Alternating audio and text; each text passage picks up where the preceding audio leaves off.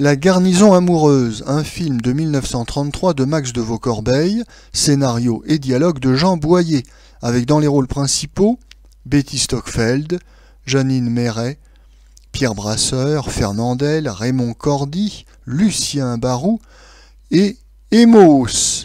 Le sujet: dans une petite ville de province, le nouveau colonel du régiment des Dragons, c'est-à-dire Lucien Barou, consigne tous ses hommes. 3 soldats bravent les ordres et sautent le mur. Fernandel, Pierre Brasseur, Raymond Cordy.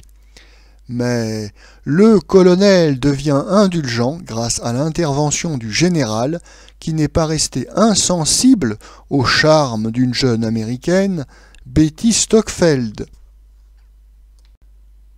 Notre avis.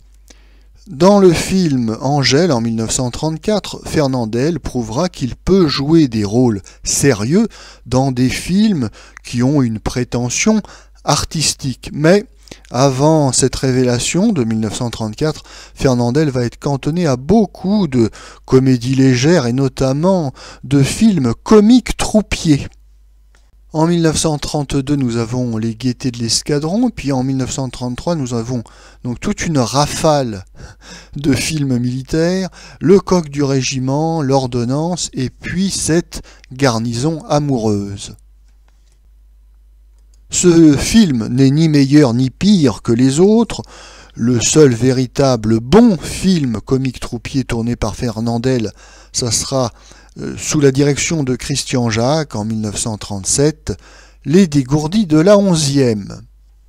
D'ailleurs, on regrettera ici que cela ne soit pas un bon réalisateur comme Christian Jacques qui soit aux commandes.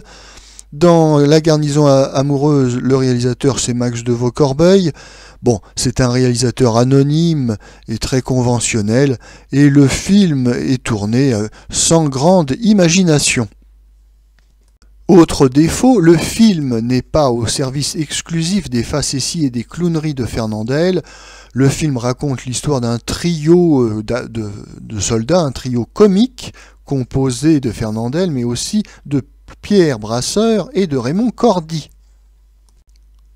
Le trio ne fonctionne pas, il n'y a aucune complicité entre les acteurs, chacun faisant son petit numéro de son côté. Raymond Cordy a eu son heure de gloire en tournant dans des films célèbres de René Clair tels que Le Million ou À nous la liberté, mais Raymond Cordy est avant tout un acteur limité.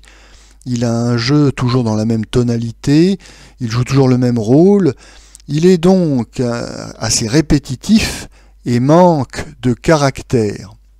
Quant à Pierre Brasseur, bien sûr, tout comme Fernandel, il peut jouer aussi bien la comédie que le drame. Mais ici, dans ce petit film de comique troupier, il est peu inspiré et fait vraiment le minimum. Et en plus, malheureusement, il est mal doublé dans une des chansons du film. Donc tout ça ne fait pas vraiment une très bonne prestation pour ce bon acteur au demeurant. Par contraste, Fernandel sort du lot, il tire un peu la couverture à lui, on ne voit que lui, mais comme je le disais, malheureusement le film n'est pas à son service, les scènes où il est mis en valeur sont relativement brèves, et il faudra s'en contenter. Heureusement, il y a des scènes comiques sans Fernandel, on les doit à la qualité du scénario et des dialogues de Jean Boyer, qui a eu l'intelligence de ne pas faire reposer toute son histoire uniquement sur les traditionnels jeux de mots, calembours et comiques de situation typiquement français, mais qui a confectionné quelques petits gags visuels du plus meilleur effet. C'est le cas de la scène avec Lucien Barou, le colonel, qui, croyant s'adresser à son général alors qu'il ne s'adresse en réalité qu'à un mannequin en cire, eh bien, se lance dans un monologue tout à fait ridicule et obséquieux qui est assez comique, il faut bien l'avouer. C'est ainsi qu'avec ses faiblesses et ses bons moments, la garnison amoureuse s'en tire plutôt bien et se situe au-dessus de la moyenne des très nombreux films comiques troupiers tournés dans la première moitié des années 30.